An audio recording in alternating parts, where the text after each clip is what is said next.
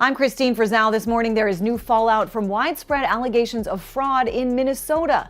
The latest cases involve daycare centers, each of which got millions of dollars from the government. This wasn't a border raid. No gangs, no drugs, no warehouse. It was a school. In Minneapolis, during an active federal investigation, FBI and ICE agents walked into an approved operating school run by Somali teacher Halima Ibrahim Guled. Parents trusted it. The state funded it. On paper, everything looked normal. It wasn't. Inside the building, investigators found nearly $3 million in cash and school-linked accounts. Federal agents didn't kick down doors chasing criminals. They walked into classrooms, and what they found turned a school into the center of a federal investigation. Schools aren't just buildings. For many parents, they make work possible. Drop-off means a paycheck. Childcare means rent gets paid. When education funding is abused, it doesn't just waste money, it threatens daily life. Some denied wrongdoing. Others demanded accountability. Many were confused. A place meant to support families was now under federal review. What allowed this to happen wasn't a broken system, but a trusted one. Funding moved through normal state channels, attendance recorded, payments approved, every box checked. On paper, everything looked fine. Fraud didn't break the rules, it followed them. The investigation quickly focused on Halima Ibrahim Guled, a teacher and school authority figure listed across 6 facilities, responsible for finances, accounts, and dozens of filings. The focus was on the role, not the character. Every paper trail pointed to the authority she held, the ability to channel millions through the system. Early that morning, at 7:18 a.m., federal agents arrived. The streets were quiet, the winter air still. On the surface, nothing seemed wrong. We got $2.66 million this year in funding, and $2.5 million last year. We're just wondering where the kids are. Hello, we'd like to ask where the money's going. Inside, hallways were empty, classrooms silent, toys untouched, boards clean. No students, no teachers, no sounds of learning. On paper, the school was fully enrolled. Records listed dozens of children attending regularly. The reality? The school was funded as full, but was functioning as empty.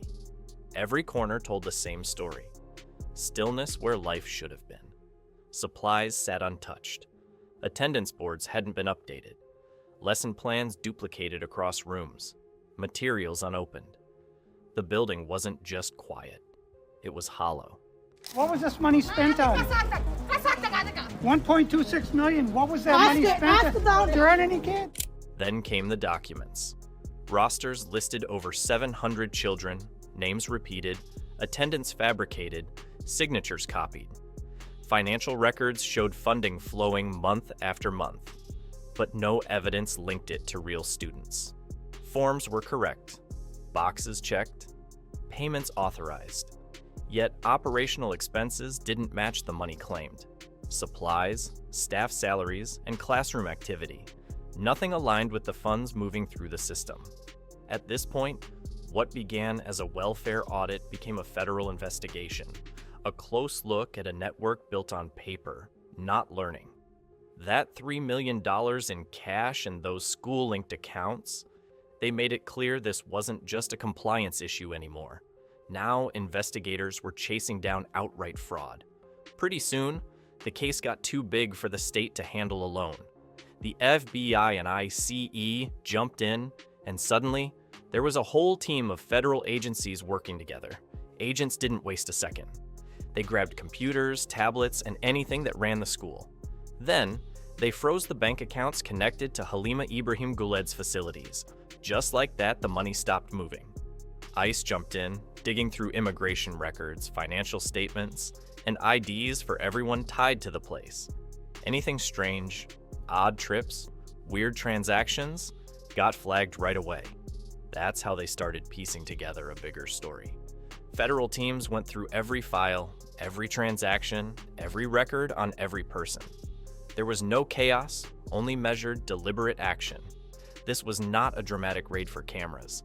It was a federal takeover of a system quietly exploited.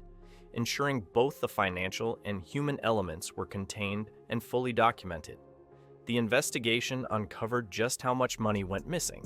Federal agents tracked about $3 million running through accounts tied directly to the school. We're not talking about pocket change or a few accounting errors.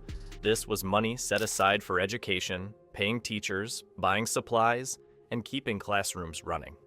On the surface, everything looked fine. The paperwork checked out, payments got rubber stamped by the state, and every entry showed up as a routine reimbursement. However, the reality became clear as investigators dug deeper and compared the data with what actually occurred. The cash flowed, sure, but the school, it never did a thing.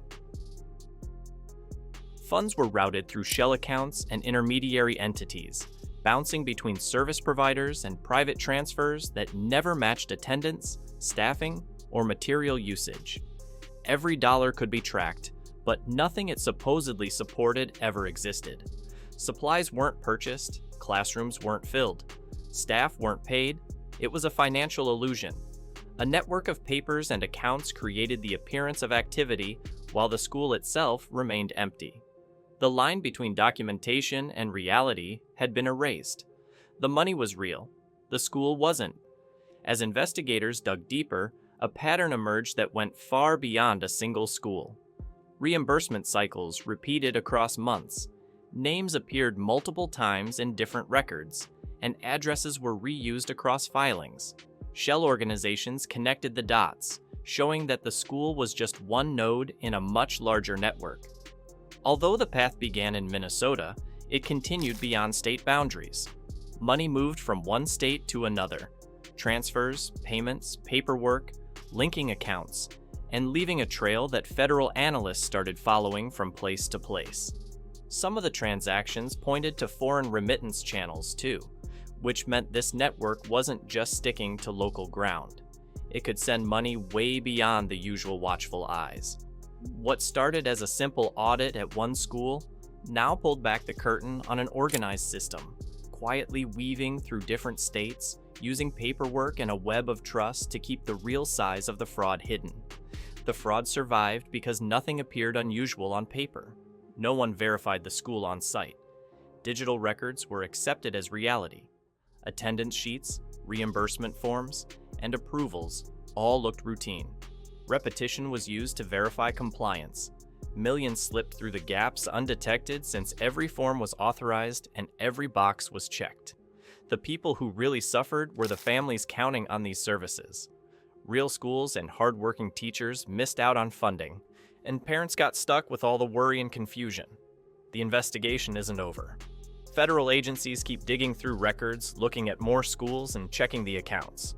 More entities may be implicated, and the full scope is still unfolding. No final conclusions have been drawn.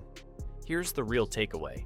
Fraud doesn't have to hide when everyone just assumes things are honest instead of actually proving it. We can't treat accountability, transparency, and oversight like extras. They're essentials. Invisible crimes frequently go unnoticed if we don't investigate what's actually happening.